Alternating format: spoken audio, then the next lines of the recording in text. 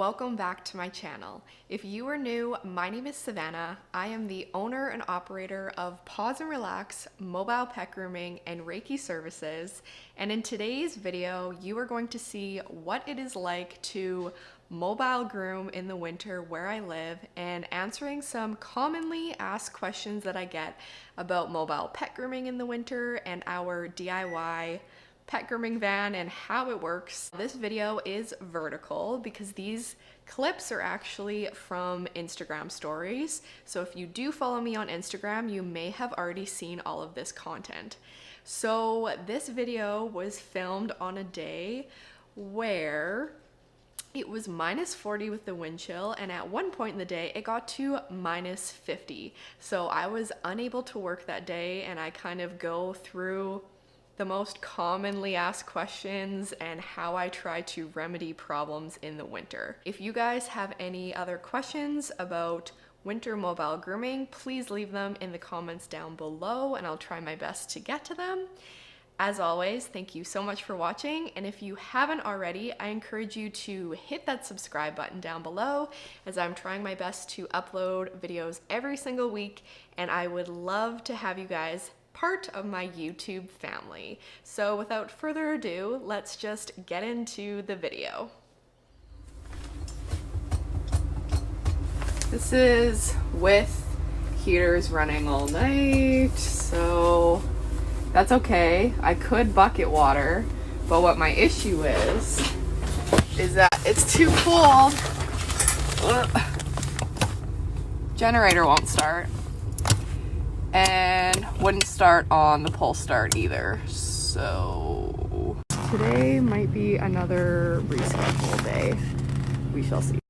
So this is where we point a heater in the back to try to keep all the plumbing thawed. We were able to fill up the tank with water, but we realized afterwards that the tub inside is frozen. So I may try to heat gun that, but I don't even know if it's worth it because while I'm working today, these pipes could freeze on me at any time. And I guess my ultimate problem is I can't groom if the generator's not going to start. I think it's just too cold for this today. And some of you guys have asked. Okay, I just want to add in a little bit of additional info. As you can see, we have a Honda generator and they are known to be workhorses. So in theory, the generator should start when it's this cold and work, but we think it has something to do with the electric start. Not really sure why the pull start doesn't work sometimes. We did buy the generator brand new, but I think the point is just that I don't think people need to be getting their dogs groomed when it's minus 40, minus 50. It just seems like there's a lot that could go wrong. What it looks like where I live. Very snowy. We got lots of snow over the last kind of couple days. So while I was off on maternity leave, we did switch around some of the electrical. I know I've kind of talked about this a little bit so that I can plug into people's houses. So you may be wondering, why can't I just do that? Only certain people's houses will support all the stuff I have to run. And B, even the houses that do support what I have to run, at some point I need to use the generator just to use my K9 dryer, because we found out that the K9 2 dryers, they are awesome, swear by them, dry dogs, super fast, but they require 20 amp plugs. And lots of people on the outside of their house and in their garage only have 15 amps. So if I'm trying to run the dryer with even my lights on, it's gonna blow their breaker continuously. So at some point I need the dryer, and of course on a day like today, I really need the dryer to get those dogs dry and warm. I want to add that I am now looking for options of a dryer I can use in a pinch that doesn't draw so much power and won't blow people's breakers. Something to bring along to just use in those situations that'll do the job, maybe isn't the best dryer. But also, aside from specifically the K9 dryer blowing people's breakers, some houses, especially older houses, just don't support me plugging in at all. As soon as I plug in, it blows their breaker and it's just not possible. So I always get lots of questions about how I mobile groom in winter. We honestly get mostly winter where I live. So I figured since my day is getting all messed up and I already have Everly dropped off, I'm gonna cover some stuff that I always get questions about and take you along with what I'm gonna do next. It is currently minus 33 degrees Celsius. With the wind chill, it is minus 43. And I honestly have no problem running all of my equipment, everything's starting and working as long as I've had heaters going. I can stay warm with the dogs while I groom when it is about minus 35 degrees with the wind chill. So it seems like minus 40 is the cutoff point. And in February, we usually get about 2 weeks of minus 50 with the wind chill, which is insane. And I've never tried to groom in that mobile, and clearly it wouldn't be possible. The main issue is just battling the elements. The van sits outside, and we run heaters as best as we can, but they honestly just can't keep up with the cold. We do have a heated garage, but I'm going to show you guys why I can't put the van in our heated garage. So this is the van, and this is the top of our garage. Even if we did put in a double door, our bedroom's up there, so you can't even get more ceiling height. This is where I park the van and plug in next to our trailer parking. And yeah, I'm starting to realize, because most of our year is winter, other life circumstances, that we're either gonna have to build something or we're gonna have to move. Okay, are you guys tired of seeing my face yet? Hey, boom. So, conveniently, since we were able to get the tanks filled, but nothing else is going to work today, that means I have to go dump all of that water. But the valve that dumps the fresh into the gray is frozen. So I'm going to warm up inside for a while, then I'm going to have to go heat gun it, and hopefully that does the trick. Keep you posted.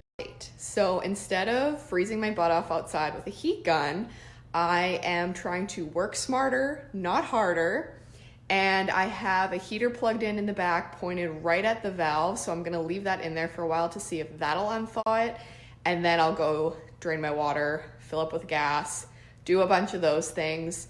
I'm trying to see today as a blessing, even though it is another rescheduled day, but I can't control the weather.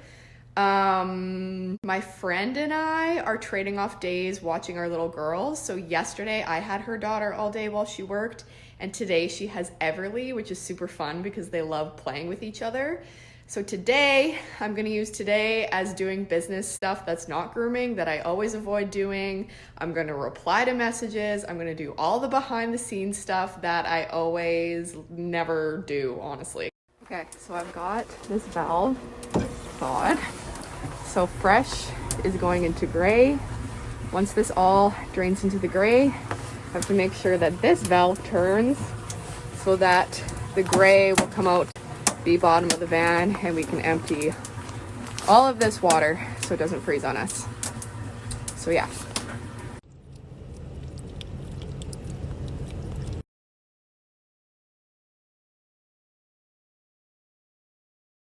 Let's talk about freezing issues in mobile grooming units, both vans, trailers, etc. So if you live somewhere where it is a more mild winter than me, you could get away with just plugging in your electric water heater. And that was actually working for me until it got this cold. Now, I forgot to mention in this clip, and I do talk about it a little bit at the end of the video, but along with plugging in the water heater, we would also blow out the back lines with an air compressor to make sure that there was no water in them, so that we didn't also have to use a heater back there. Last winter that I was working full time, so I needed to make sure that everything was working. So I had a ceramic space heater in the back overnight or whenever I wasn't working. Now, space heaters use a lot of power, and it made our power bill very expensive. In the summer, we pay about $120 to $140 for our power. That winter, we were paying around $300 to $600 a month. So extremely expensive.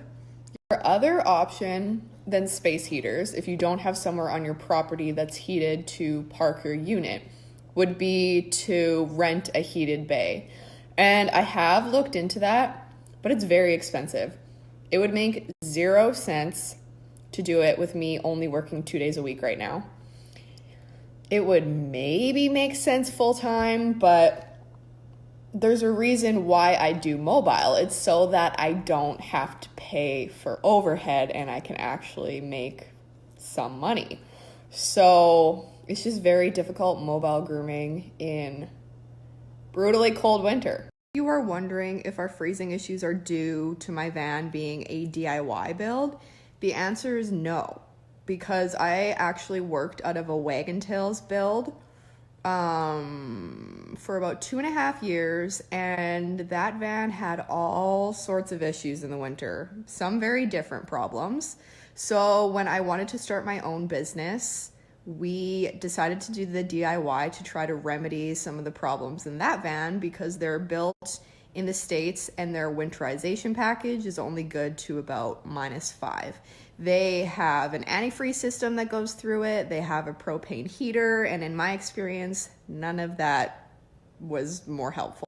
I think I've covered pretty much everything, but I just want to say I'm not saying any of this for pity, for people to feel bad, etc. I just get lots of questions about mobile grooming in the winter, where I live, how we have things set up. So I'm going to be using these clips as education, refer people to this information. The one thing I forgot to mention is that this summer we actually put in a way to blow out all the water in the lines in the back with an air compressor, and that works really well when it's not -40, -50. So I think moral of the story, it's just too cold to be working, and I need somewhere heated for the van.